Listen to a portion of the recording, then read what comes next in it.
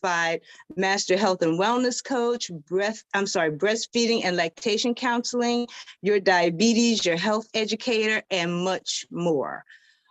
Before we dive into today's discussion, however, I'd like to remind our viewers that if you have any questions, please use the Q&A feature or put them in the chat, and our panelists will answer them during the question and answer section of our program. I also want to thank our sponsor for today's webinar, the Colonized Hair and Body, a personal care brand that is the main economic development project of the African National Women's Organization.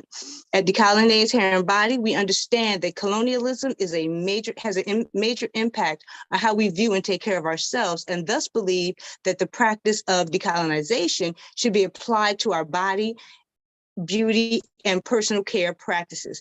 After this important program, please go over to www.decolonized.com to support economic self-reliance for African women and femmes.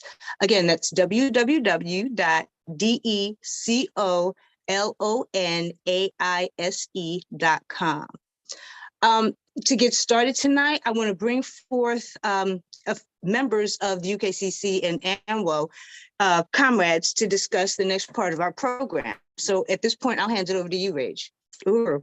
Uhuru, I'm Rage. I'm the National Project Coordinator of the Uhuru Kijiji Child Care Collective, a member of the African National Women's Organization, and a parent myself. Today's webinar is an opportunity for us to take a look at the ways colonialism impacts our ability to parent our children and maintain mental stability at the same time.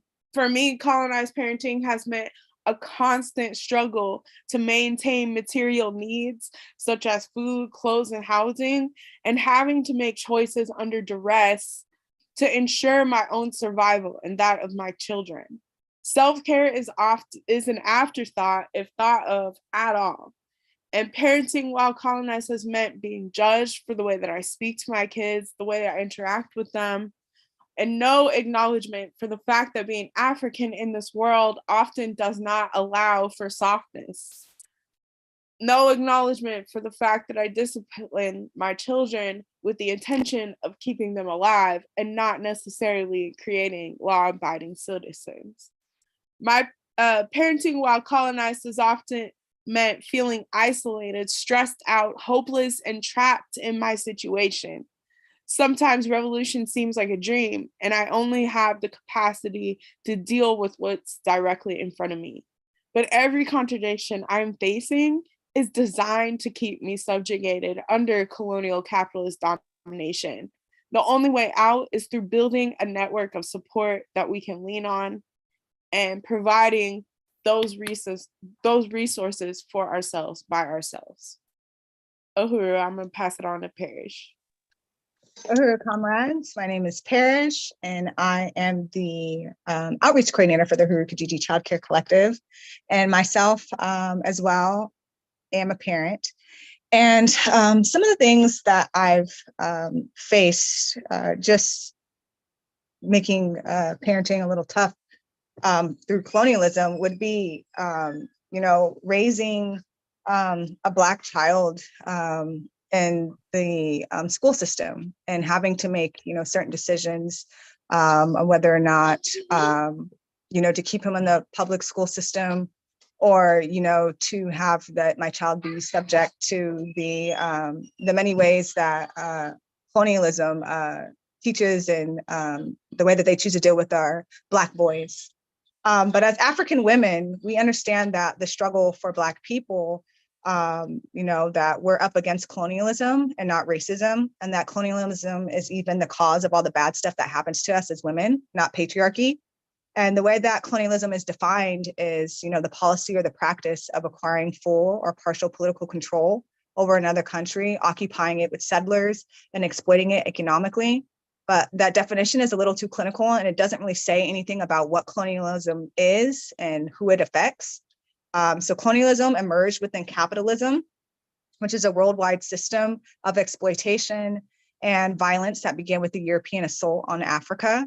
And it was the rape of Africa, which led to the rape of those African women whose wombs in turn became the human factories upon which parasitic capitalism depended. And it is a brutal system that imposes the white ruling class's will on the people that they oppress. And it does this through violence, by erecting governments, rules, laws, schools, ministries, and economies that protect the interests of the ruling class. Now, while colonialism is embedded in all aspects of our lives, through the food that we eat, the air that we breathe, the music we listen to, the way that we raise our children, and all of it serves to sustain the life of the colonizers. So here, I'll pass it back to Comrade Rage.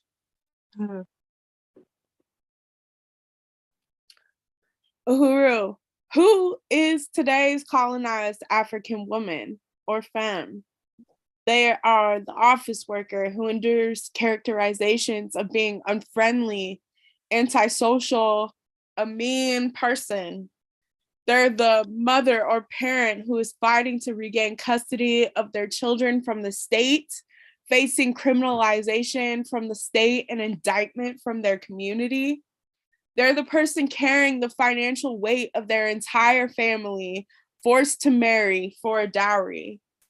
They're the person who enjoys themselves too loudly in public spaces and had the police called on them for disturbing white people's peace. They are a person who is forced to make a decision about their body and reproduction based on colonial conditions. They're a woman, a girl, or a person trapped by antiquated traditions that lock them into a life of servitude and isolation. She is the pig Black cop, military or employee of the colonial government, including the workers that carry out their job taking children from Black families. They're the mothers and parents that bury their children too soon because of colonial violence from the states or from within our community. They're the parent that dies in childbirth. They are you, an African person, trudging through life, minding your business, only to be stopped by a burning spear salesperson talking to you about revolution. Uhuru. Uhuru. Thank you, Rach. And we would like to hear more from our viewers tonight about what effects has colonization had on your parenting journey. And for me, it has had a great impact. I am the mother of a child with special needs, and she's an adult now, but as she was growing up, she was diagnosed with bipolar disorder. And what was so amazing to me is everything that happened, no matter how she felt, no matter what, it was all my fault. She's acting out in school because you have lupus. She's acting out in school because something weird is going on in your home. It was always the fault of the parent. I've spoken to, white women about this, and they didn't seem to have the same problems that I had. There was a time when I refused to give my child a certain medication because it had adverse effects. And the therapist threatened to, call CPS and have my child removed because I didn't feel like this was the medication. I was at that point in a position where I could fight it, should it happen. But there are too many women out here, too many parents out here who have no solution. They feel they have to do these things because they've been told to do it. And because they've been threatened by the state or a doctor or something, they feel like they have no recourse. And I think that, to me, that is insane. And that's something that many of us deal with in the course of a day when we deal with our children. We're always looked at as, let me rephrase it, I was always looked at as the villain because I had an opinion. I stood up for myself. I tried to stand up for my children, and that did not go over well. We survived it, but I will never forget those feelings of guilt, those feelings of not doing enough, being inadequate. And I think a lot of times that's what the society wanted me to feel, so that I would acquiesce to white world's, version of how I should raise my child. So what I want to do is I want to open it up and see if anybody else wants to share their story. I know my story could go forever, so I want to give this to someone else. Does anybody else want to jump in? Absolutely. Hi, I'm Sage. I kind of have a same issue too. I have a son who has autism. And so the state is constantly, in my business, and, they get to decide what school he goes to. And I want him to go to a different school, and it's just because I have like a custody court thing going on, it's just always like give and take. And so if they don't like my idea of a school or something like that, the other side gets to, it's just a lot of drama. And then also there's this, a lot of people try to, tell your kid to take medicine. And I'm like, no, I'm fighting against that as well. But the colonialized world wants him to be on medicine. And I don't want that. I've been fighting that battle for a long time, and the COVID shot, and so it's just a lot. Yeah.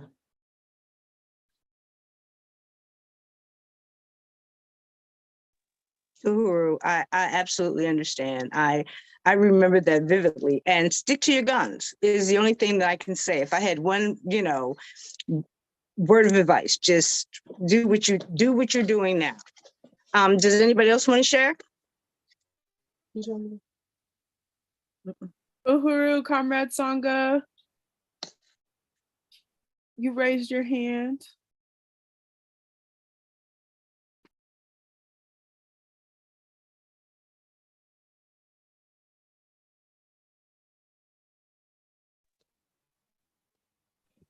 Thank you. I couldn't unmute. I couldn't unmute. Uhuru, everybody. Boy, stop echoing me. This is my grandson. But what I wanted to say was that this colonial system not only makes it hard, but again, it calls you out as a parent, saying that you're not doing enough as a parent. And what it is they're not doing anything. And when you try to assert yourself as a parent, they demoralize you once again. They make you seem like you're hostile, and it's in our children's best interest when we make sure we fight for what's right, because at the end of the day, they don't care about our children. We have to unite and know that it's us that have to collectively come together and teach our children the love and respect, because when you do send your children to school, that's the first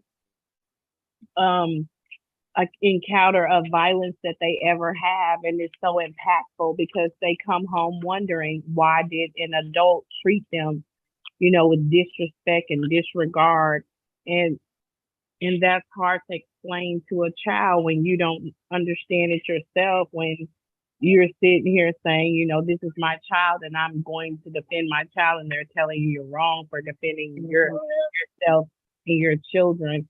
And so we have to understand that that's the way this system was created, to keep our children, either under medication or going to jail or being, hypnotized and brainwashed to thinking, what they're teaching them, is right. And we all know it's wrong, especially when your child comes home and tell you about, wars and destruction and stuff like that. That's not what it's about. So it's all about our collective learning and teaching of our children, because we don't want them to have to encounter violence that, they don't have to encounter. They're going to encounter a lot anyway, but we can, stop that trend by teaching and being educators as women, as we are in film, to collectively, come together as teachers, mothers, and, teach the life learned skills that we need of communication, of critical thinking, of loving and caring each other and being self-sustainable. Those are the things that, as a culture, we can teach our children. And I think it's so good that it's us and not them teaching, because the oppressor is not going to give you the tools to not to be oppressed. And that's in all aspects, especially, with our kids going to school, because,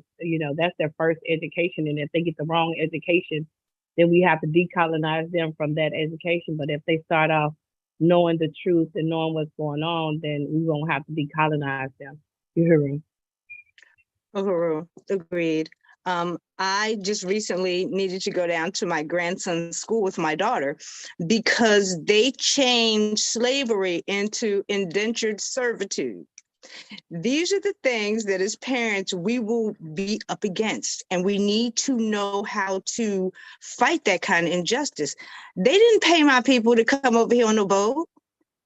They forced us over here. This is not indentured servitude. It is absolute slavery. So these, like you said, these are some of the things that as parents we have to get involved with. And yes, we become emotional because when my daughter told me what happened, I honestly just wanted to cry because damn, to me, it's like you guys are taking this way far.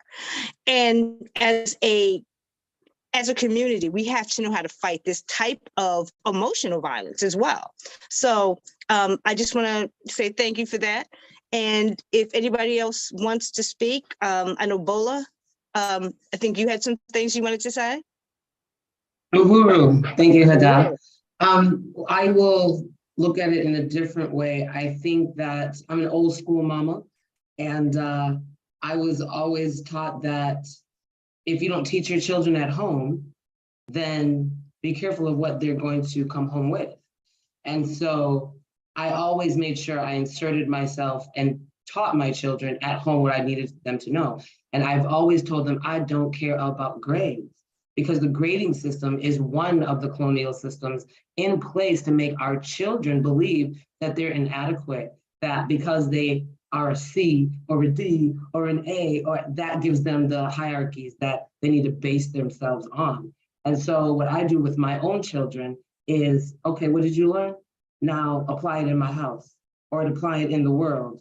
And so if you don't know what convection is when you go to science class, and you don't know that that means the water is boiling in your kitchen, you didn't learn what you needed to learn in science class. So if we test our children and we engage with them and let them know, look, we've already been through this. So we should have a little bit more empathy with them, because who in the world can sit 8 hours straight in a classroom? Not me. So why would they expect our children to be able to do that? And so that's part of the system. We as African people think completely differently. We are a spiritual people. And so I don't know how many of your children know how to do like math in their head.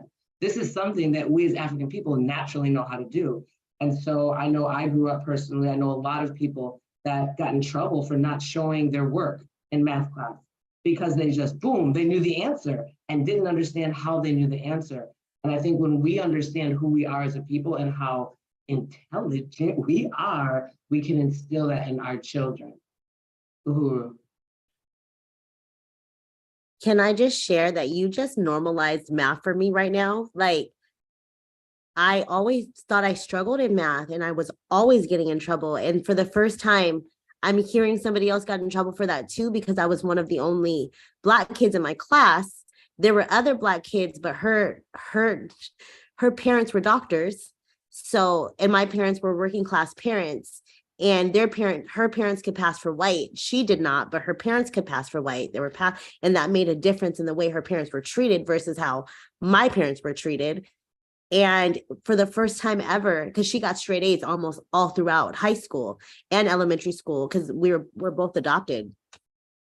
And so we had a whole different kind of dynamic. And she was adopted at birth and I was adopted as a kid. We had a whole different kind of dynamic. So her education story looks different than mine. And I'm not saying it's bad or right, because I know she happens to be my best friend, my sister, and I know the things that she struggled with. Even in that, it just looked different. And math was really hard for me, but I did get it right. I remember sitting in class and being like, I got it right. And I know I knew what I was, and I wasn't cheating, but feeling like I was a cheater. Like, and then having to explain something I didn't know how to articulate. Whew, that was very powerful. Like, thank you. Like, and this is what these spaces are for. And I know we're going to get into that later. So I'm gonna let the next person talk. I absolutely appreciate that. I think most of us struggled with something very similar, or at least our children did. So yeah, that is so common. Thank you for that. Did anybody else want to talk about anything real quick before we move on to the next chapter? No hands up? Okay. Well, and thank you all for engaging in that discussion. Next, we will talk with Comrade Amanda, and she's here to address the consequences of parenting while colonized. Amanda, the floor is yours. Uhuru Hadai. And I definitely struggle with math. So thank you as well for, addressing that again, because like the biggest threat, right? This is a threat to our people. And so my name is Amanda, like Hadai said, and I am the National Recruitment Coordinator for the UKCC and also a member of the African National Women's Organization. And so we face so many threats, right, as colonized individuals in what they call these United States of America or anywhere that we are. And the biggest one is judgment. We talked today about the stories that, that we've faced, and it's come from the judgment of others because they have the power to judge your actions. That is a threat to you, because anybody that has the power over you or to say that your actions is wrong is a threat, right? And we think about mandated reporting. And if you don't know what mandated reporting is, I would tell you that you should write this down so that you can go and do some research on mandated reporting, because it is one of the biggest threats, right? Because they have now mobilized and armed just everybody. I mean, somebody anonymous that doesn't even know your name could see you in the shopping, in the restaurant or in the grocery store with your child and make a report on you and be protected because they are a mandated reporter, because they feel like their feelings about what you are doing matters. And that's a threat to us, right? And then also you think about the school system.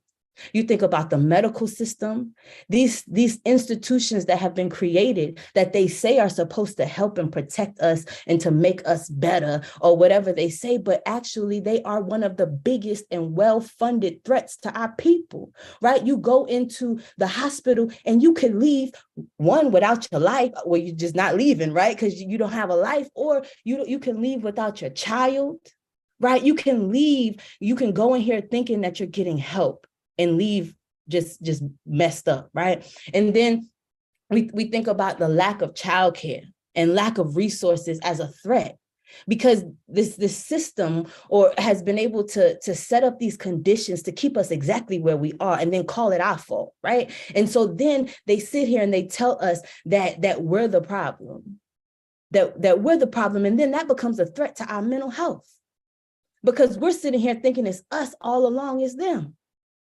When this is the biggest threat to us. And when I think about who we are trying to talk to today, sometimes we are talking to people that don't know that they are colonized and can't see the threat, right? And so we need everybody to understand that we are at war with this system and that we are living under a constant threat. And the only way that we come together, or we go after this threat, is to come together.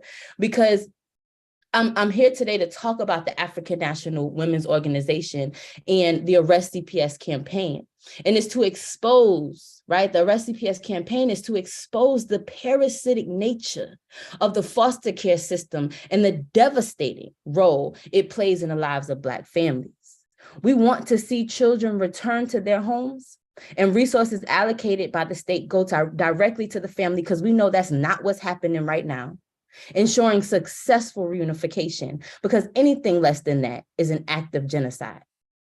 And when I think about this topic tonight, parenting through colonialism, I mean, we need to understand that. And when people understand that, I think that we can move this forward, because I think of 2 children that were just kidnapped in Howard County, Maryland, just on Tuesday. On Tuesday night. So on Monday night, this mother went to bed with her children. She breastfed her 3-month-old baby girl. And then on Tuesday night, she was surrounded, her and the children's father were surrounded by law enforcement and child protective service agencies, workers, and told that they must hand over their children and they must go to the hospital. when they haven't done anything to their kids.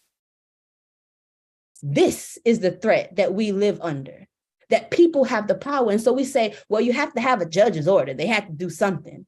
Well, I've seen the paperwork. They had no judge's order. They simply had a piece of paper signed by a director that just gets hired at a job. These people are just simply people, but they have the power to take someone's child. And so they got surrounded by law enforcement. Their children were taken from them. They talk about having to follow the ambulance and not even know where their babies were going at that point. And they're following the ambulance, and they get to the hospital just to get enough information to register their children into the system. And then they tell them they have to leave. They kick them out. They don't even care how this child, this breastfeeding child is going to eat. And they kick the parents out and then say that the children are medically neglected because neither of the children are verbal. And the history comes from the parents that they kicked out. But again, that's the threat that this system has, because they have the power to create whatever narrative that they want to create, because they have the doctors, they have the school system, they have law enforcement, and every other system that was created to trap us, threaten us, and make sure that we stay exactly where we are. And again, that is the biggest threat. The biggest threat is that each and every one of these systems are so interconnected, and they continue to attack our people over and over again. But I know that the Kijiji Child Care Collective is the solution. If this family in Maryland had a Kijiji, they could show up and stand in between these law enforcement officers and CPS to say enough is enough, and be able to communicate and stop this from happening, and to keep these children in our community. Because understand that every 2 minutes, a child is taken from their home. And so think about how many children will be taken on this call tonight. And so it is so important that we organize and we mobilize to stop this. We want to ensure that we already have the protections in place prior to the kidnapping of our children, prior to the school system calling or any other system that's trying to attack us. But understand that you, me, your neighbor, your sister, your cousin, we are all the solution to this parasitic system.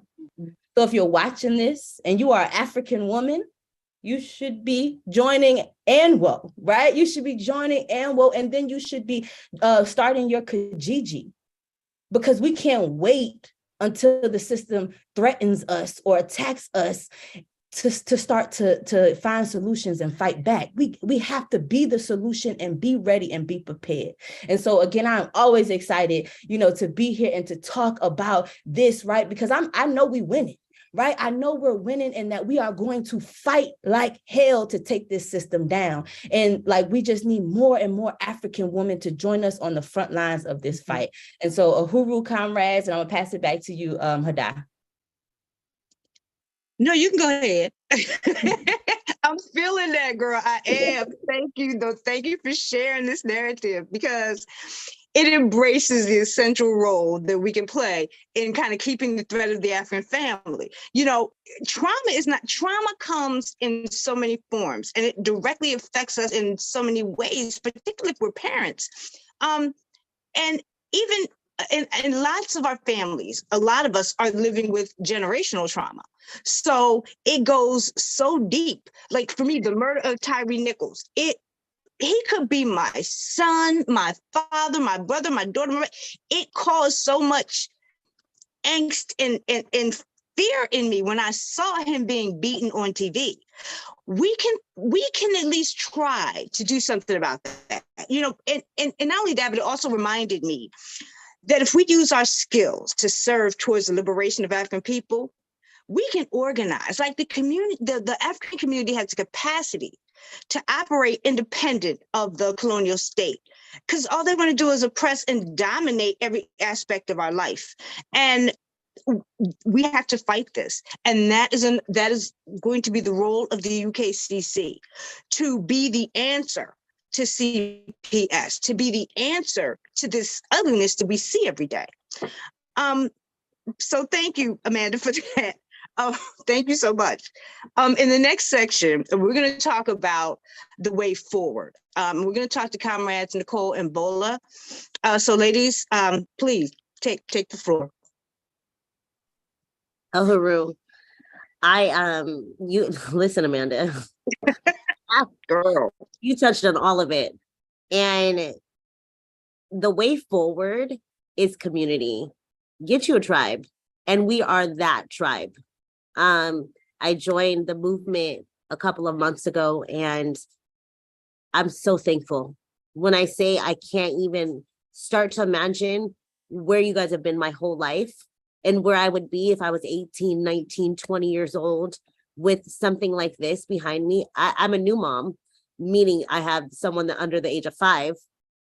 And when I tell you, I worked with kids for, I want to say the last 17 years, and children, all ages, but especially 5 through 18. I did K through 12 and after school. That's where I started. And then I went on to mental health, and I worked in an after school program, and then I directed one, and I got to see the parents and the kids coming from all walks of life, but mostly, our African kids.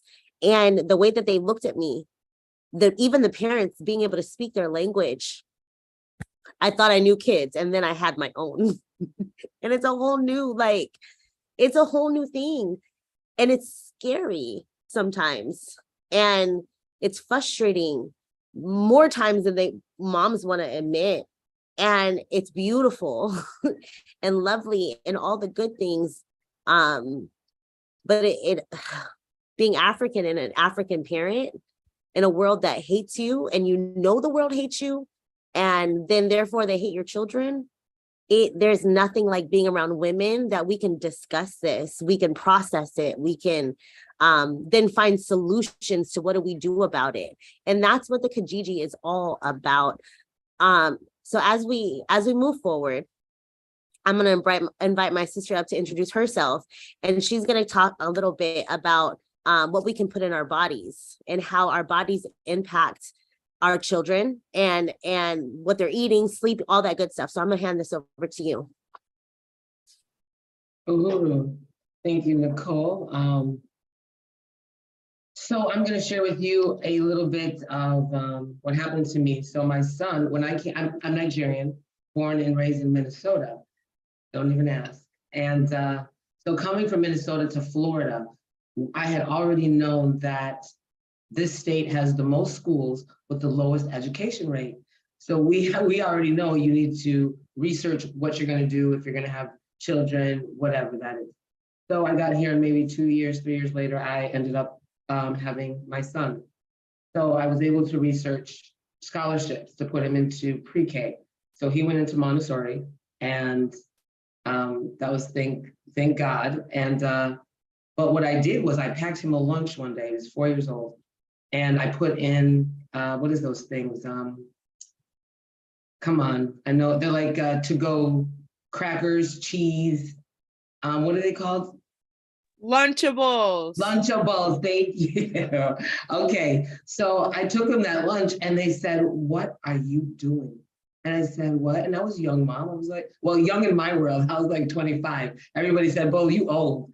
And so I said, "What do you mean?" They said, "Do you expect your son to be able to think with eating processed cheese and processed crackers and whatever this is?" And I was like, "Oh, even though I had my mother here, my mother didn't, she didn't tell me that." And so they said, "Don't you bring this again. You get," and they were like, "fruits, vegetables, and limit any processed food. Don't even give him processed food, da da da da." I wish I would have listened. Outside of taking his lunch to school. But so anyway, I was blessed to be able to have all of the teachers of a Montessori are typically foreigners. And so they're not American. And so therefore you're going to be able to have that openness where they're going to keep it real with you. And I was blessed because I was able to learn at a young age what to feed my son. However, he went into the school system, and they wanted to, when I put him in public, he was probably first grade, and they said he had ADHD. And I said, excuse me? By then I had already researched natural and all that. And I was like, oh, okay, well, he's not gonna go on a med. So Chinese alternative to ADHD medicines are green tea. So I started to give my son green tea, and boom, he was calm. I think I gave him too much because he became real calm. And I'm like, you okay? However, he was able to focus. And so that let me know right then, boom. And I knew earlier that, you don't give them processed stuff, whatever, but I was still young and I didn't know everything. We never will. So, but it helped him. And that was what I needed. But also what I had to do was insert myself into the school system. So they saw me, they knew me. When I put him in the public school system, he was the only brown boy at that time. And so I made sure that his lunches were always correct and that he didn't get the stuff that was going to get him hyper, because he wouldn't be able to sit 8 hours, and they were already looking at him because he was one of the only brown boys in there, so they could pick on him, they could do whatever. But I had to let them know he had a crazy mama.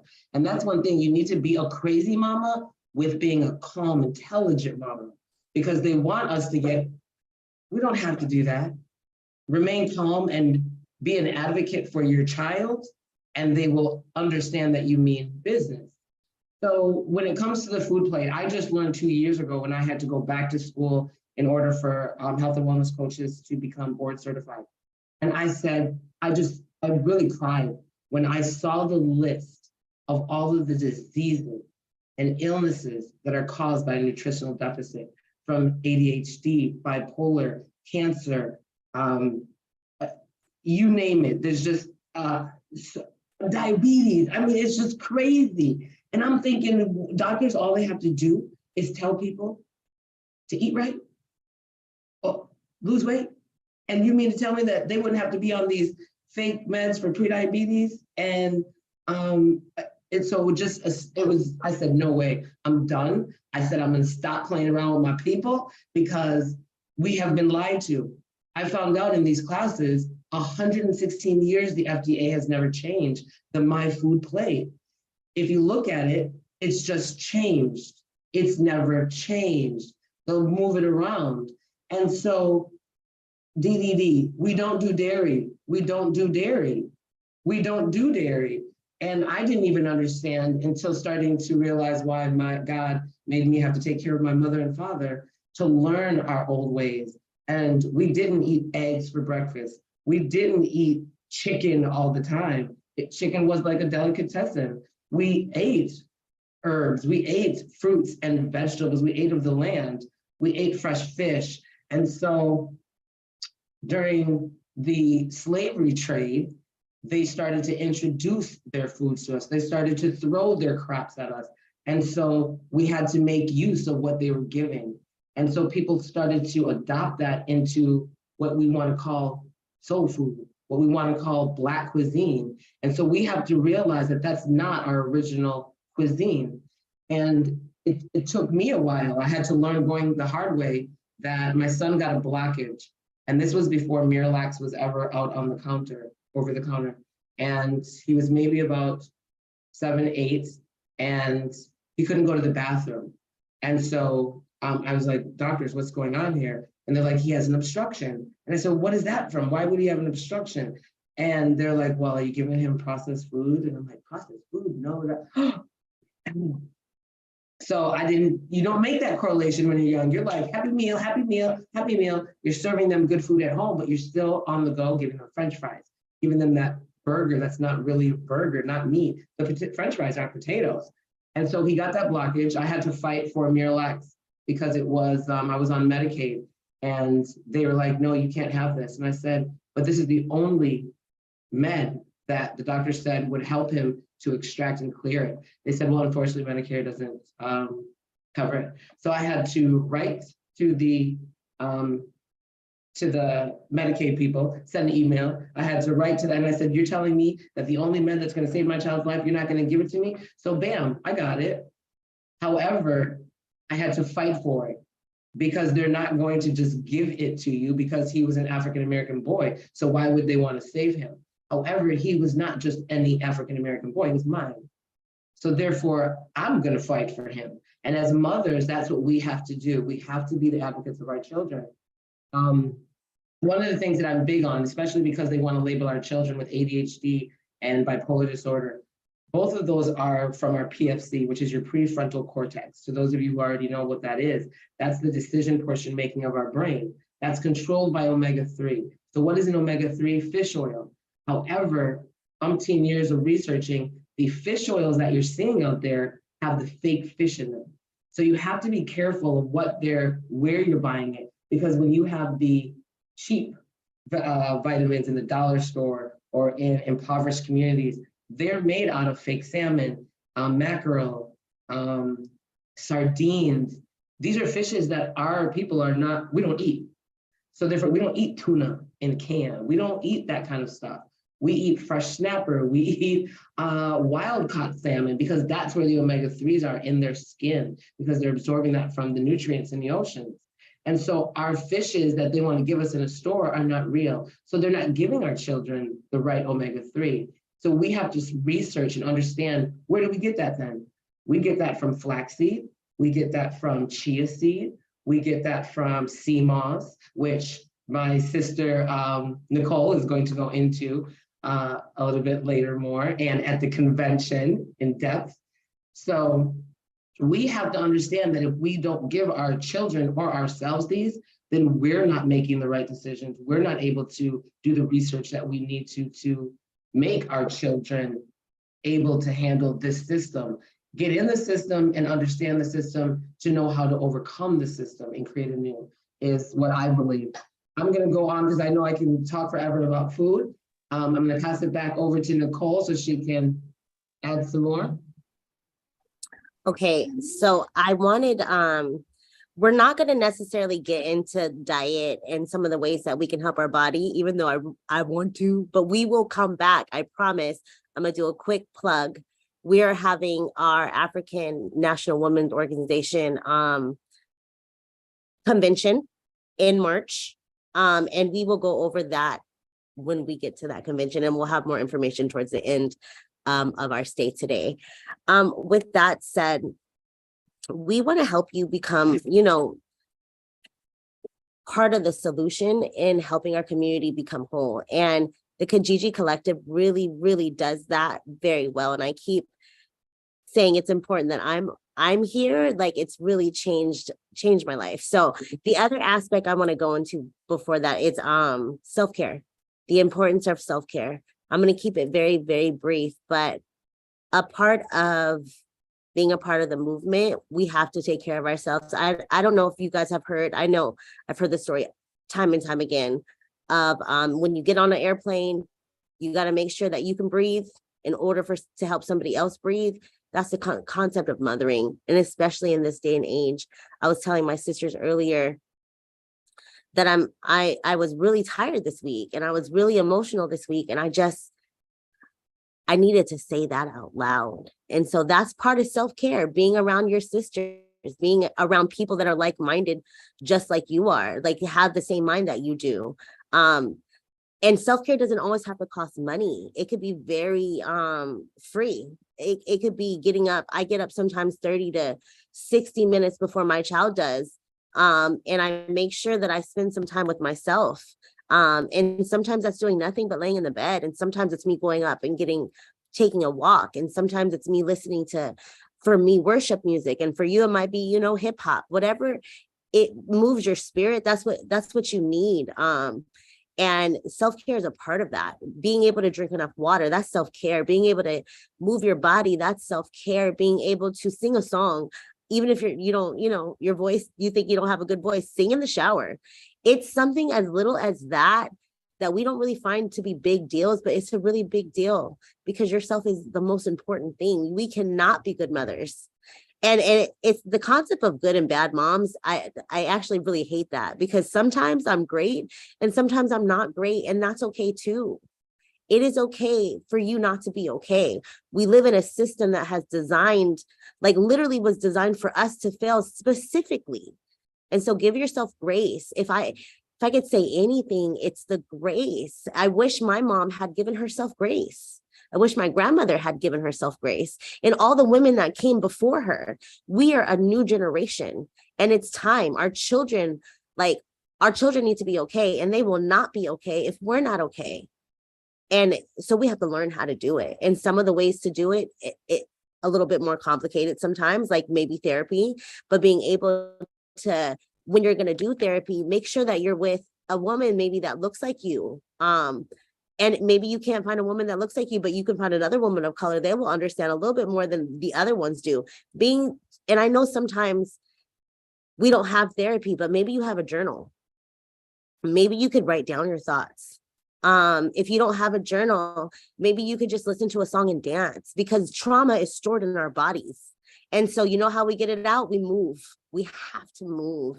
And the Kijiji Collective, it is an organization of movement, period. So if I could say anything, I will say this: join today. Go tell your sister friend that she needs to join too. Because when I heal, you heal, we all heal.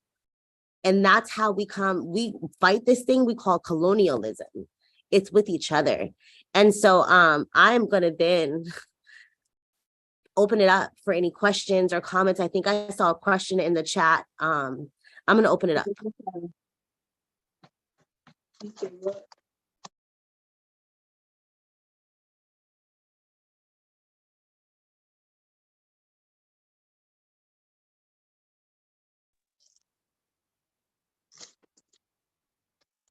Is there a question in the chat?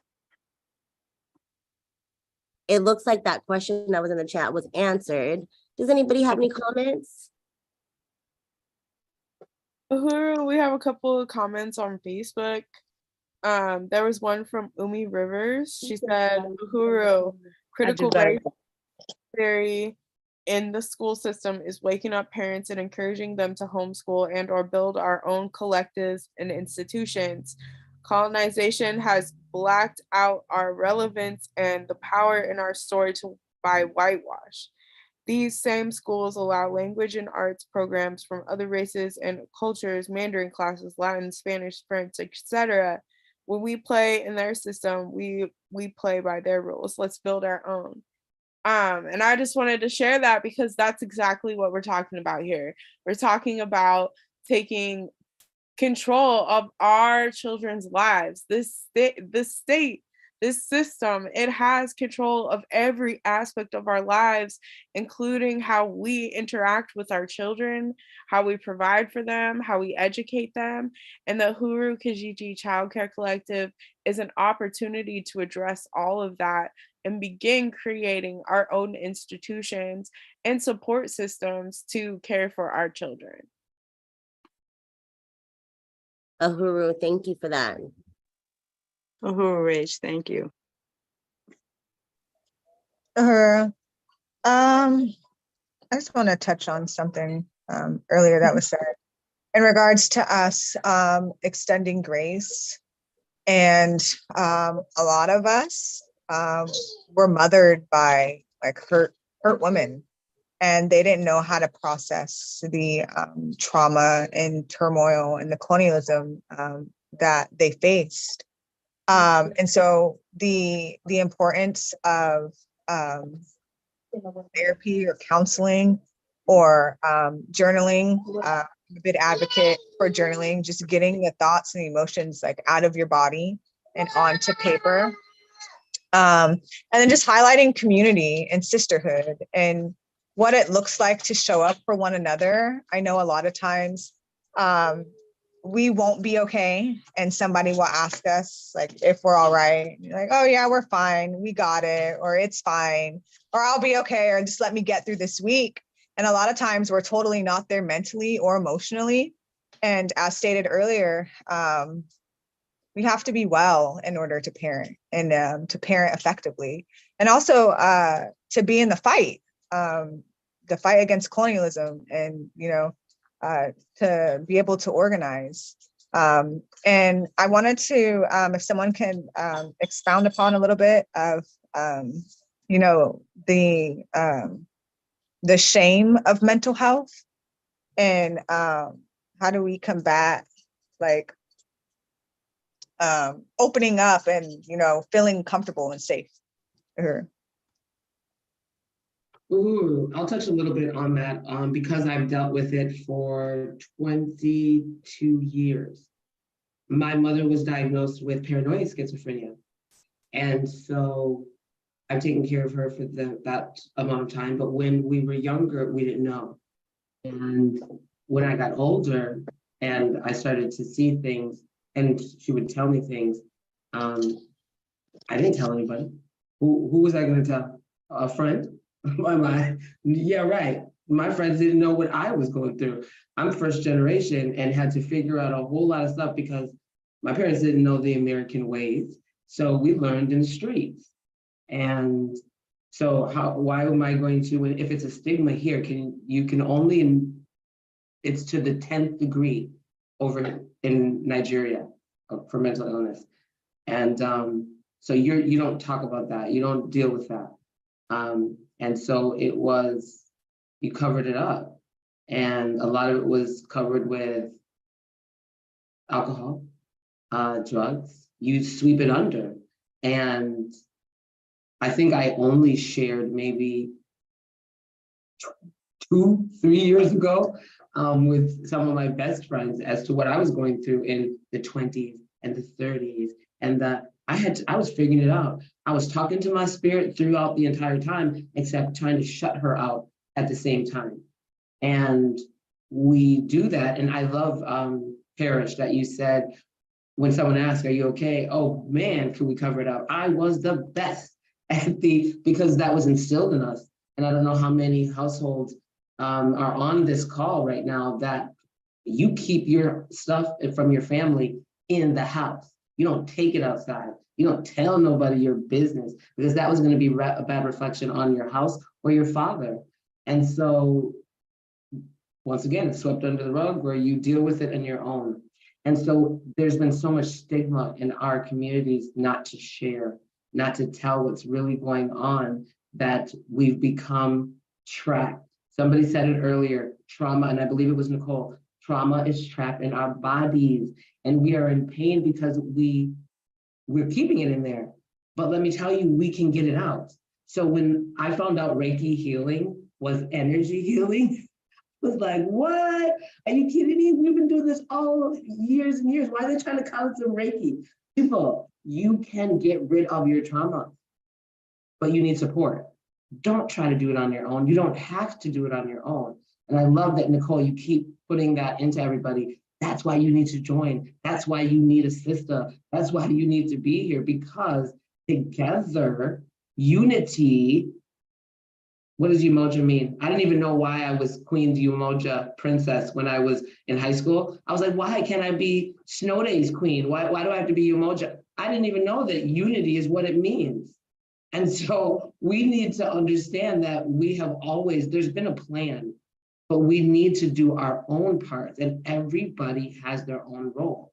And when we all realize, stop comparing ourselves to the next one, because you are an individual. So therefore, what your gifts are only going to enhance the next sister next to you. So together, we create synergy. And that's how we're going to get a whole lot of things accomplished. Ooh. I wanted to add to that. Some of us have been in darkness for so long, we don't understand what it looks like, what we look like in the light. But I guarantee you, when you get into community and community starts to download who you are and remind you in case you've forgotten, or even expose you to who you are because nobody ever taught you. This is when you said, Willa, when you said we sweep it under the rug, we are now not doing that. No more. We can no longer do that. This is a call for action. And at the end of the day, I know that there's work to do, but this work starts in our minds. This work starts in our heart. This work starts with the words that we speak to each other and words that we speak to ourselves. There's life or death in the power of our words. And we have to know that. And we have to operate knowing that. So this literally, and we're going to get to this, and this is a call for action. This is a call for you to move. If you were on this video right now, if you're on this video, I want you to make a decision. And because it is life or death. And I want you, when you're done, I want you to sit with it. And I want you to thank yourself for doing yourself a favor. And then I want you to share it with your sister friends. Because when I tell you, coming and stepping out of darkness, and darkness is when you don't know anything. But when you step into knowledge, you're stepping into light, and then you're stepping into the light that's within you, and you won't help to want to operate differently. And you won't help, like, you'll want to tell somebody and then tell somebody to tell somebody. We need you to tell somebody, because I want to be free. I want to be a huru. That's what if in case y'all didn't know, a huru means free. And that's what I want to be. And I want you to be with me. I want you to come with me.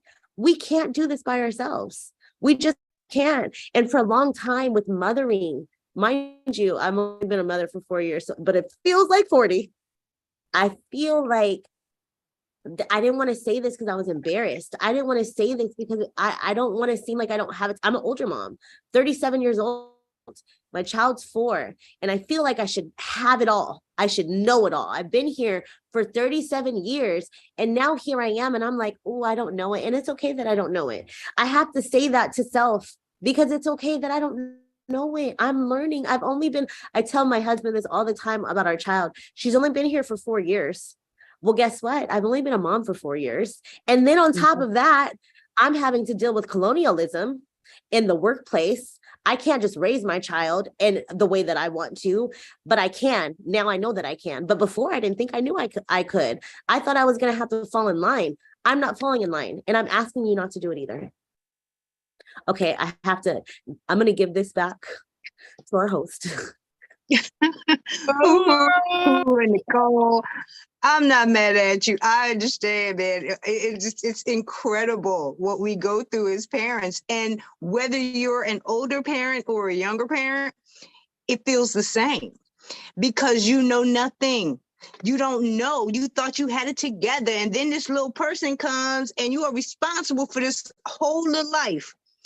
Like, I don't know what the hell to do with it, change it and love it. And that's all we could do is love it to the very best of our ability. So thank you for that. It makes a hell of a difference.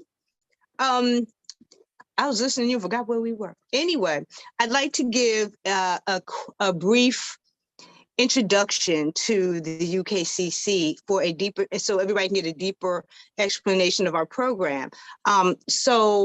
Comrade Rage, do you have the slides? 1 second. All right. Thank you. And these are just, they're on slides with the basic bullet points of what we do. There's so much more. We just couldn't have 1,000 slides. So we just have a few to give everybody an idea of how UKCC works, what we do, and a few of our accomplishments.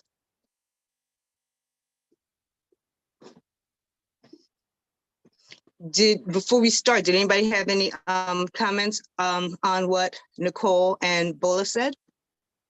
Or any questions?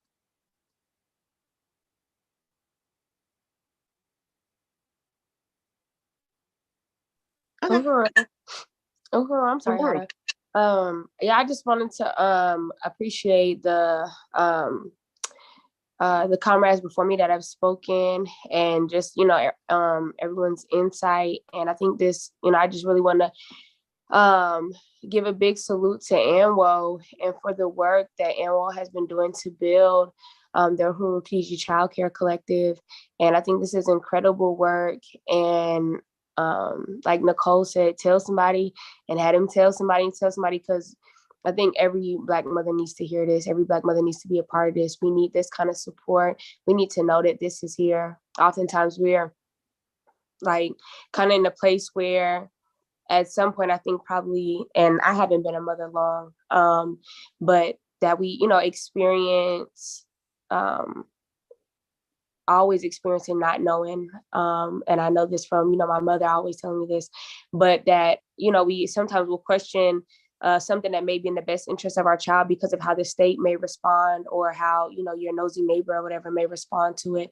But just knowing that you have like real support, genuine, honest, loyal support, like the citizens of the Khadijah Child Care is, I think, extremely important, because it's more than just how somebody feels personally about you as a mother, but just to know that, like, if there's something on here that or someone on here that we may not believe in the exact same things, or we might, but just the fact that the sisters in Anwo are struggling for you to be liberated. So it doesn't matter if I necessarily believe in the same things you, but I believe that you have a right to believe into parent your child as you choose. So, and the state never works in the best interest of the child. It's in the interest of money. We all know that.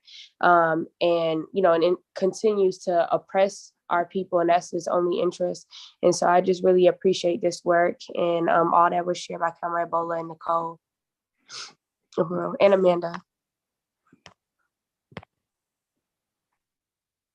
Uhuru. I think we're gonna have to find another way to pull up the slides, but while we're doing that, Amanda, if you want to do the call, that'd be awesome. Yes, 1 second. Hold on. My camera is loading, and then I can come. Yeah, my computer's acting funny too. Oh, here we go. Here we go. I brought my friend here so we can do this part, right? Say hey, right? Because we're here to talk about the important part, which is we got to bring these resources in so we can continue this important work. And say, hey, this is Takel, and he is a part of the Kijiji in Durham County in North Carolina, and his 2 siblings are currently in the system. So when we talk about this threat, and we talk about these children that need to come back into our community, when we think about the things that we have to do to get children home, to make sure when they come home, they continue to thrive, all of these things is why we are calling for resources, right? Tell them it's time to call for some resources. And so the goal today is $300. And I know we can complete this. And so the work is mission critical, but it can't happen without your support, the support of everybody that's on the Zoom, everybody that's looking on Facebook and everything. Again, our goal is $300. No donation is too small, nor is no donation too big. I promise you, we're not going to turn you away. Your donations go toward supporting the needs of the Uhuru Kijiji Child Care Collective, such as food, transportation, supplies, and any fees related to supporting the unique needs of the Kijijis and their families. And so you can donate by visiting www.anwoahuru.org/donate to invest in this very important work. You can also go to Cash App. I know we all got Cash App, right? So we can go to Cash App and put in $Anwo and that'll send the money right over, right? And so again, our goal is $300. I will start off with 30, right? That is my pledge for 30. All right, Paris got 20. So we have 50. What you got? What you gonna tell them? You covered it. So we have 50 already. I got a donation on Facebook from Umi Rivers for $20. All right. Thank you, Umi. Can you repeat the Cash App? It is Anwo Uhuru. It's $Anwo Uhuru. Hadat, can you keep the numbers and give us a count? Absolutely. Thank you. Shoot at me again. I was trying to get the video up. Oh, I'm sorry. Okay. No worries. So I think we almost halfway there, y'all. Again, this is us. It's for us, right? To be able to continue this important work. Like, we have to make sure that our pull-up game is strong whenever any of us is threatened. We got to make sure that we are able to thrive. And you want my earring? Mm-hmm. We got to make sure that we can show up. We got to, when it comes to knowledge, making sure that we can buy books, get to wherever we need to go. Like, these things, even printing material, when we do tabling, these things cost. And so we have to be able to continue to push forward. And so often, our organizations suffer because we will not succumb to this colonized thinking or say what they want us to say to be able to get these resources. But we're going to stay true. We're going to stay true to our mission, and we're going to do it ourselves until we can get it done. And so again, y'all, $300 is our mission. Where are we, Hadai? Rage, she had it. Oh, okay. She took it from me. Say, where we at? Where we at? Hold on, y'all. I was Okay. trying to get this slideshow up. No worries. I got this show. As a matter of fact, while you're doing that, I can give a little bit more detail into AMWO. Okay, perfect. Yeah. So the UKCC takes the childcare and education of our kids out of the hands of the state that colonize and oppress and kill our children, and empowers the parents in our community to assume responsibility over the lives of African children. We were founded in 2015 and was introduced at the African National Women's Organization founding conference. Our entire community is called upon to protect and determine the educational life and well-being of our children. The community is called on to rely on each other, as we've done historically. The UKCC also provides our communities with the opportunity to mobilize in its own interests, consistent with our culture, and around questions which bring out the best characteristics of our community. What else? Okay, so we have two main objectives: to support African women's entrance into political life by facilitating childcare among community members, offering community assistance and guidance; to organize and encourage African parents in our communities to establish a community-based collective where children are safely swaddled in authentic African community and traditions. The UKC is committed to helping African mothers. When our community is unified, no more mother will be arrested for the desperate act of leaving a child in a car or playground to achieve the goal of independence from colonial state by trying to get a job, going to work, any of those things. We plan on helping our parents to stay out of jail to the very best of our ability, because it's ridiculous we have to do that anyway. But many of us do not have a solid foundation or a community that can wrap themselves around us. So to build an AMWO branch, the first thing you got to do is you got to notify us and let us know you want to build a branch in your community. Number two, join the African National Women's Organization at anwouhuru.org, ANWOUHURU.org. And at that point, then we can establish the local leadership, which means we conduct an orientation.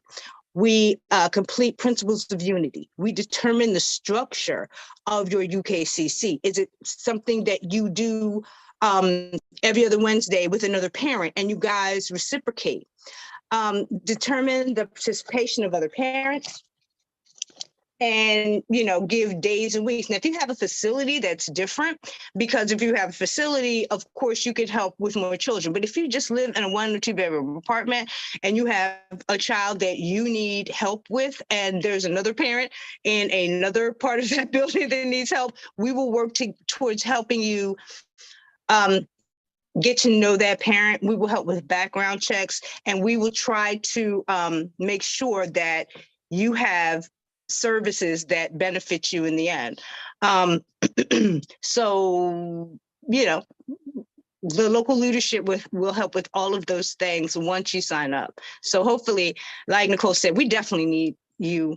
This is a very serious organization, and there are too many parents out here who need help, who need our help. There are too many children being forced into foster care per week that could have benefited from being with, a loved one or someone in the community that cared. So yeah, that's in a nutshell what UKCC is all about. Amanda? Did the baby donate yet? Because I see him on the phone. He over here, right? Yeah. Teach him Cash App, girl. Teach him Cash App.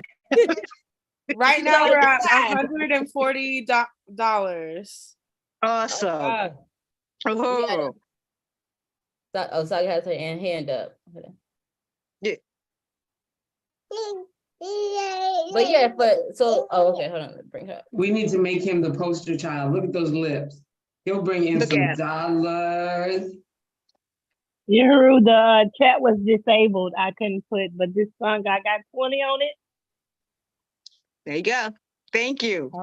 Ooh. You Well, but as you can see from the information that we provided so far, your resources are essential to serve the immediate and long-term goals of the revolutionary child care. And we can serve this community-based initiative whose goals is to improve the quality of life and well-being of African mothers, children, and families. Again, to donate, go to anwouhu.org/donate, or find us on anwouhu.org and click on, I think it's the donate button. And I want to thank everybody who's donated this far. We appreciate your support because it's a very important project. And well, Uhuru, thank you so much. And Uhuru, Hada, I just want to also just explain that again, this is the reason why for our people, we are not able to fight back as hard, right? Or we're not able to organize as efficiently, is because everything takes resources. When we think about inflation and how everything is going up, right? Like, but that doesn't stop the work that needs to be done, right? That does not stop. We think about this little guy. I mean, his mom is going to court on February 23rd, right? And so that takes organization, that takes getting people where they need to be, that takes feeding people when they show up. All of these things takes resources. And so that's why we call on everybody to be the solution that we need to push this movement forward. No. Uhuru. And you know, it's very similar to what happened here in DC. We had a family, a young woman who couldn't take care of her child, and UKCC helped her find a family who would, you know, be there for her. And over the last couple of weeks, she did say that she was not in a position to take care of her child. So we helped her find a family that is, you know, happy to take care of this little boy until she's able to get back on her feet. But one of the things that we had to do was they needed diapers. She needed clothes for him. She didn't have anything. She needed a pack and play. So some of the donations, a lot of the donation goes towards those simple things. Just a pack of diapers. If we can help you do that, we want to. And your donation helps with that.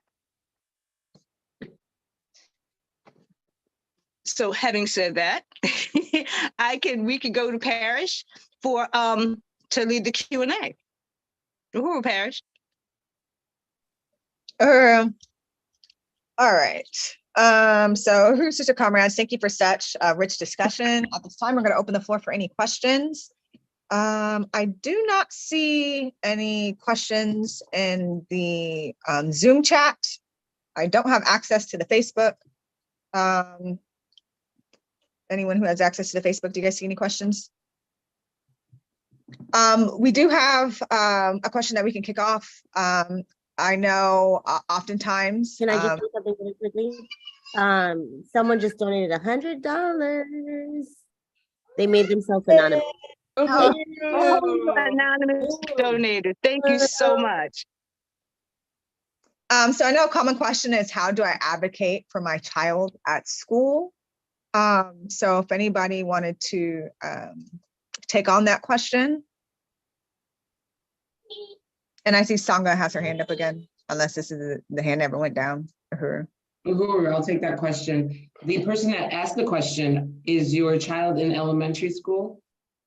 You can unmute yourself and talk. Sure, we'll say elementary, or just any, whether it be elementary or middle school. Like, how do we advocate for our children without fear of that backlash? Uhuru.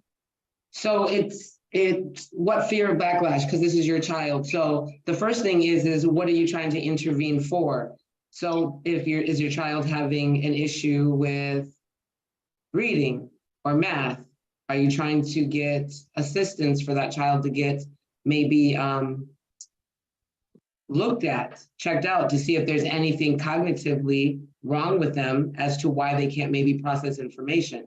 So then you would talk to the school counselor, you would talk to the teacher, ask the teacher, what are the issues that they're having if they're coming to you?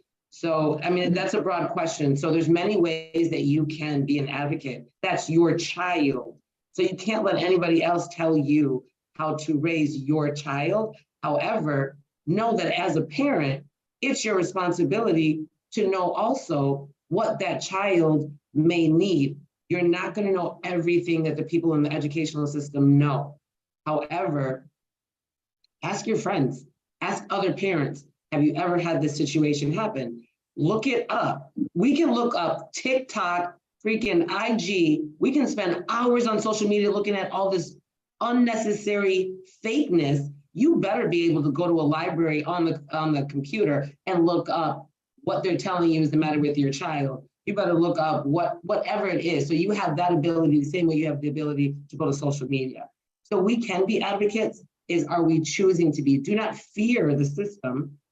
Fear you not being inside of it and understanding what they're trying to do to your child, and let them be aware of the fact that you are going to be that strong advocate for your child. And if you need help, now you know that you have support. And do not be afraid to text a question to us, email and ask, can you come with me? Or I don't know if you have an annual group that's supportive in your area, you better believe you better call on one of these women and say, can you come with me? If it's a Zoom, be like, can you come with me on Zoom? Ask for support, ask us. If you need a prayer to help you be protected while you go into this meeting, bam, it's done. But you have to ask. We've been taught that there's stupid questions and that you should fear asking. No, shame on you if you don't ask for help. Ask for help means you're strong. Not asking for help, I believe, is a sign of weakness. Uhuru, take it away. Comrade Haddad. Hopefully I answered your question. Yeah, I think advocacy for children in school can be difficult, but a lot of people don't know. There are parent advocates out here who will come with you to an IEP meeting, to, a meeting with the principal, who will actually go with you and be there for you. There are certain things that people don't know, particularly for me. My child had, issues. So we had to have an IEP. And what they don't tell you is that the school is responsible to do certain things, and an advocate will help you make sure those things get done. And it's kind of like Bola said, we are not in the background. We don't always know what's available to us. And because the school could be trying to save money or not want to spend that money, they won't tell us.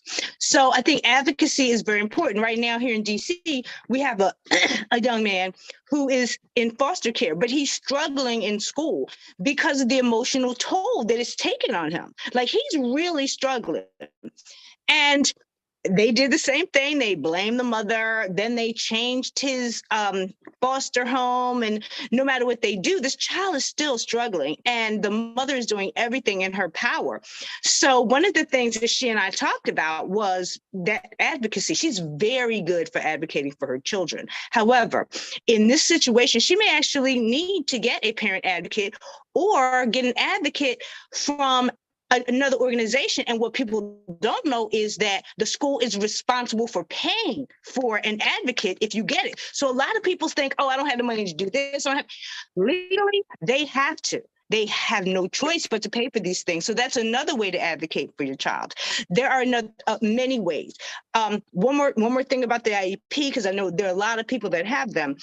You are allowed to have any daggone body at that table that you want. You can call your aunt, you can call your mother, you can call your physician, you can call the pediatrician. It doesn't matter. Anybody who you want to be there can be there, because they're going to call everybody from the Department of Education to sit down with you. It's intimidating as hell. But yeah, you have a right to do these things. So child advocacy is very important. And if you know of anybody who's dealing with these issues, you can contact one of us. I know I'm always available to talk to a parent who needs that kind of advocacy and can direct them in whatever, way I can. I can tell them that lawyers are free. Educational lawyers are free. We don't pay for that.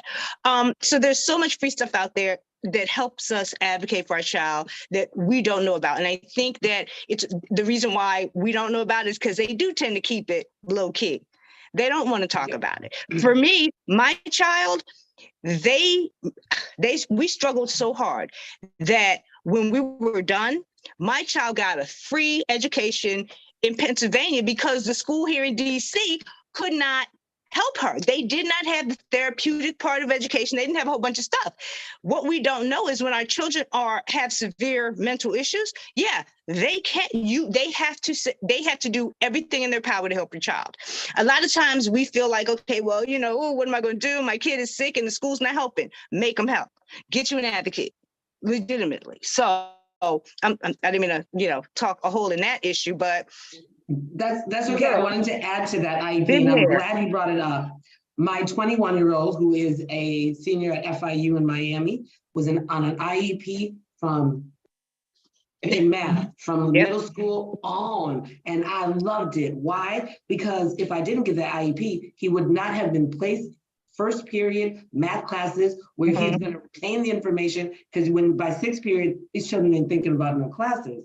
So therefore, you got to think about how they're strategically putting them into these classes too. So an IEP is wonderful. You want your child to have these resources. And so he is doing excellent. And so he was on for math.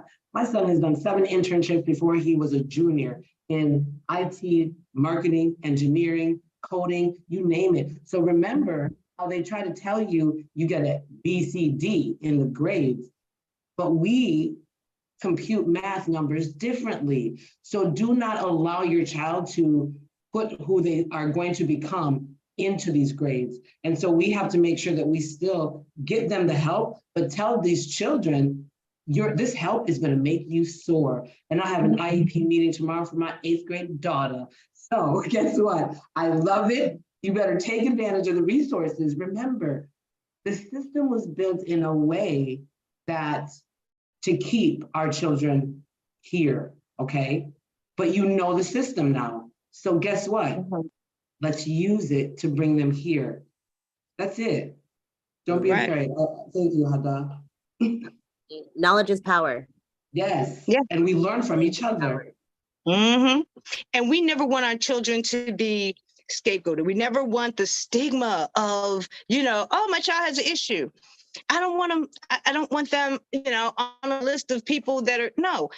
Another thing people don't understand about those IEPs is if you do it right, your kid gets a free 4-year college. Been there.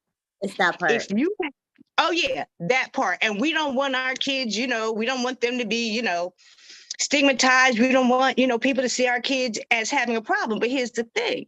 You might have a problem as a child, but free 4-year education never hurt nobody. And that's what happened to my bipolar daughter. She ended up going to UDC here in Washington with the free 4 years. So it was worth all the biting and kicking and scratching that we as a family had to go through. Absolutely. And then also just reminding, this is your right. Like for being African, we don't have many of those, but in this arena, it really works out in our favor. So if we're in these systems, we need to be, I tell my kids all of the time, my former foster youth all of the time that still get government assistance. I said, well, work the system. Get what you can get out of it for right now. Make sure that you don't need it for the rest of your life, but work the system to your favor. If they're going to pay for your school, go to college. You mean you don't have to work right now? Go to college. Like if they're going to pay for your food because you don't make enough, take the money and then buy the healthy food. We have to, if we're going to have to be in the system, we need to learn how to make system work for us. And again, I'm gonna plug this in one more time. That is what we are for. We are all experts in our field. We know what we're talking about. And I only say that because sometimes we look at us as Black women like we really don't know. Sis, I know. I've been there, I've done that, and I'm a new parent, but I've been there and I've done it, and it's the first 4 years. And I've seen it. I've been in education for the last umpteen years. I have seen it time and time and time again. We need to take what is ours, and this is the beginning of taking what is ours. And if you don't feel comfortable, Zoom, they have to give you Zoom. If you say to them, I need to have this meeting on Zoom, You Yep. need to have that meeting on Zoom and they cannot deny you and one of us will show up. Period. Absolutely. One state, Absolutely. one of us will show up. That is a guarantee. I'm telling you, you will have Uhuru, comrades. We Uhuru. have a question in the chat Mhm. on YouTube. It's from Goji Experience. Uhuru, I'm new to your discussions. Do you organize cooperative homeschooling anywhere in the USA? I'm curious to know if this is part of your solution. And as a solution to protect the family from CPS, I recommend multiple couples live together in much more larger houses with shared spaces. Have y'all explored this strategy? I'll take that. So cooperative learning is a wonderful idea. And yes, it actually has happened. It's happening in New York, it's happening in Maryland, it's happening, I mean, you have IM Hotep. There's so many now new schools for African children that have been created post-COVID. So you can go online and you can find many of these schools that are listed. As for ANWO having a cooperative learning program right now, I don't believe that they have one, Parish. No, we don't right now. Okay. We don't have one. Okay, so but that definitely is something to look into for the future. And then when you're talking about the house hacking is what it's referred to when you have home, you have this is how these people make their money off of our college children, okay? Where you have an apartment building that's harboring 4 people and each child is paying about $1,300. And so on this one apartment, you're making what, 5,200? And that's just one. And there's about 10, 15 on every floor. So that's doing it on a bigger level at the university level. However, we as community, yes. And so that's when it gets into the investments. So currently it's happening. However, that's not what we're discussing right now here, but you can come to our conference and we will get a little bit more in depth in that.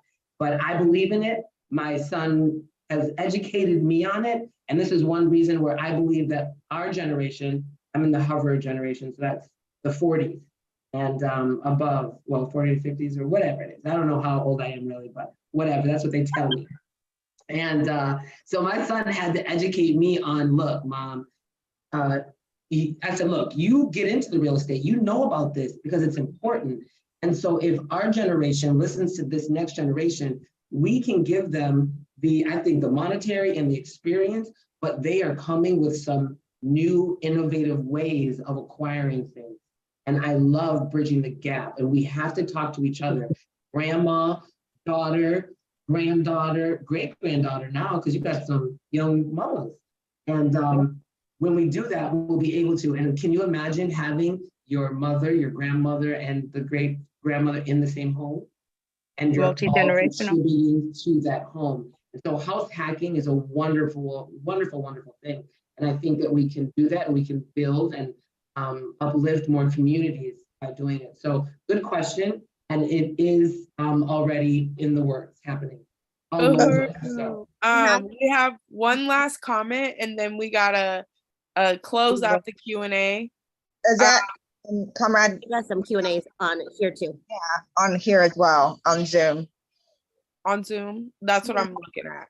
Okay, cool. Okay. You want me to go ahead. Go ahead, Parish. All right. So it comes from Comrade Erica.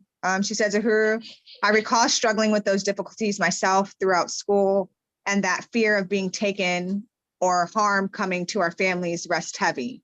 I worked as an advocate for students. As such, we were mandated to report, as Comrade Amanda has said, and this often deters many students from coming forward. Being that advocate in IEP meetings on behalf of the students I worked with was often the one piece that assured that child's voice be heard when the parent was not well enough to advocate. Uhuru. Yeah, I've been there, and any of the IEP meetings that I've gone to, I think that we get to, advocates talk as well. And a lot of times the parent does not know what to ask. They don't know what to say. They don't know anything. So we go in and we say, okay, so what about this? And you can't be vague. I want you to be specific about how you're going to teach little Johnny how to read. Are you going to start with the A's? You're going to start with the B's? You know what I mean? You have to be. And a lot of people have empty IEPs because they didn't know to ask those questions. And the facilitators are just lazy. So thank you. I appreciate that comment. And having said that, I got to go with Rage. Rage, you said we're running out of time. Yes, comrades, we are winding down. Okay. This now would be the part where we would do our announcements. Let me try one more time to share my screen.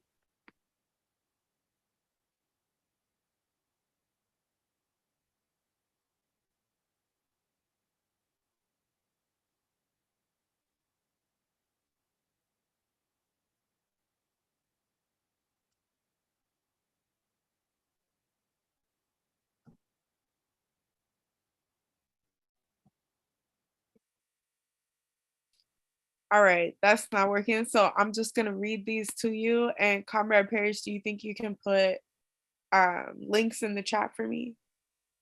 Uhuru, comrades. So tomorrow, Saturday, February 4th, 3 p.m. Eastern, 2 p.m. Central, 12 p.m. Pacific. We are going to be having another mass hands off Uhuru meeting. This one is called Meet the 4 Unindicted Co-Conspirators. You'll have an opportunity to hear from Chairman Omali Yeshitela, Director of Agitprop Akili and Nai, Chairwoman Penny Hess, and Jesse Neville. They will be discussing an update on where we are with our Hands Off Uhuru campaign. If you have not heard, on July 29th, the federal government attacked our movement, storming 7 office buildings and houses of our movement leaders. And this program right here is one of the reasons why they did it. We are one of the only organizations and movements working to build Black power and self-determination for our people. And we've seen throughout history how that creates a target right on our backs. So tune into this mass meeting, get involved in the movement to say hands off Uhuru, hands off Africa, because we have to keep this fight going. It's up to us to get our own liberation. And the state thinks that if they take our leaders, that all of this work stops. We have to continue pushing forward, and getting involved in this work is one way that you can do it. So register at tinyurl.com/hands-off-meeting. That's tinyurl.com/hands-off-meeting. Up next, we are going to be having our Black Women's Convention hosted here in St. Louis at Aquaba Hall. It's going to be an incredible convention with workshops, some of the topics that we covered tonight: parenting, healthy eating, being fit for the revolution. We also have a really amazing panel on women in prison, and just discussing the work that AMWO is doing to build Black power for Black women. And you don't want to miss this. You can go to convention.amwoahuru.org and sign up to be a part of the convention. We want to see you here.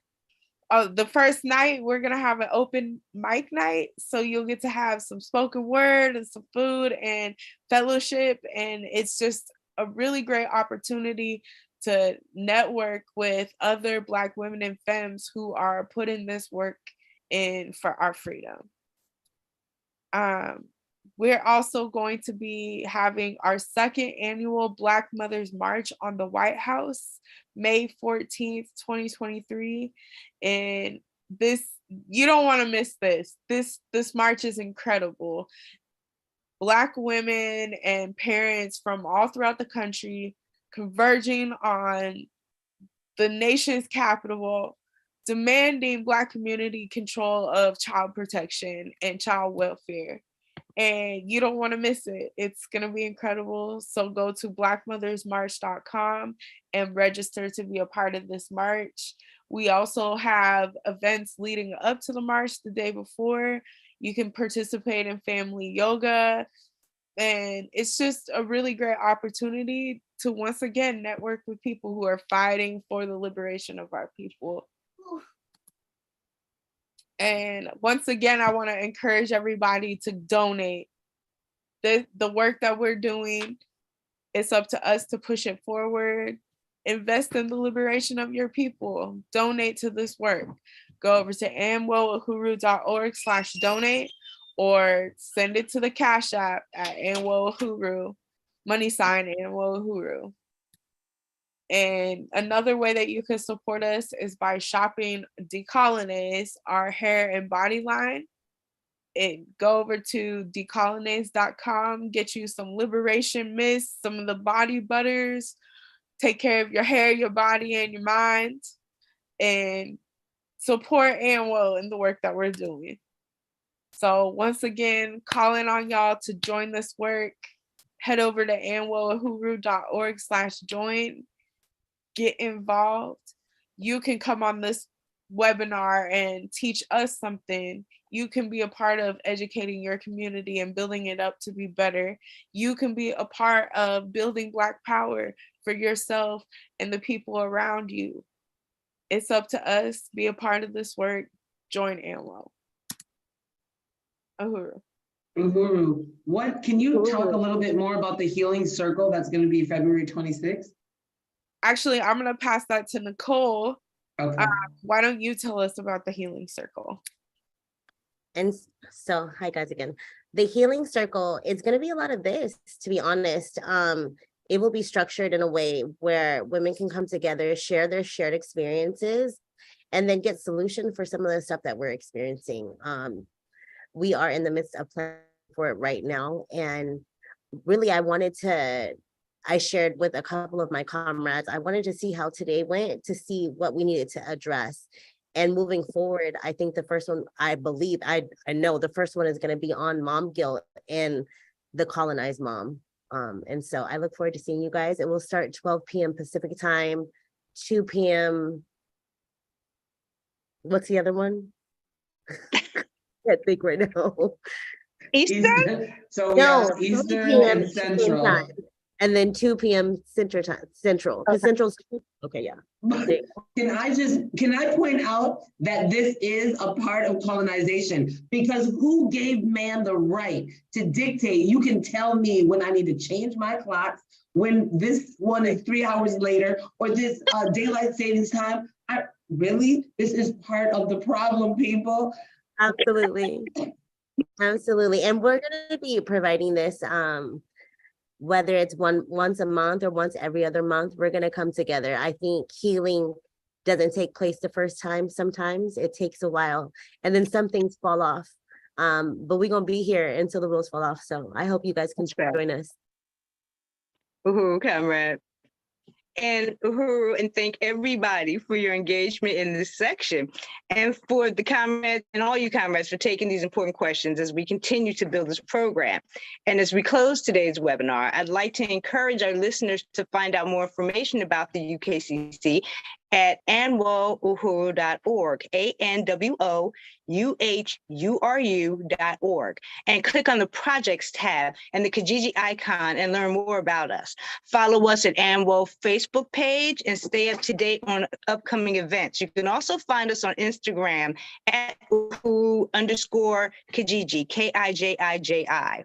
And before we close out, I want to salute our leadership and president of the African Women's Organization, Yejide Orimilla, whose vision and leadership has helped to make this idea Kijiji collective a plan put into action through the theory and principle understanding of African internationalism, which is a theory that guides our work in the Uhuru, as well as my comrades, Rage, Parrish, Amanda, Nicole, Bola, everybody. And thank you so much for the engaging discussions. Lastly, we want to thank you, our viewers, supporters, and those who donated today for investing in self-determination and liberation of African women and femmes. So again, Uhuru, African women must lead. Uhuru, there's one more question that came in yes. on Facebook. And the question was, is this just for Black people? Okay, who wants to answer that? Yes, it's for African it's the African National Women's Organization. Yes, it's predominantly for Black women, African women. Yeah, we are here to support African people who have been historically oppressed and forced to live in these conditions. And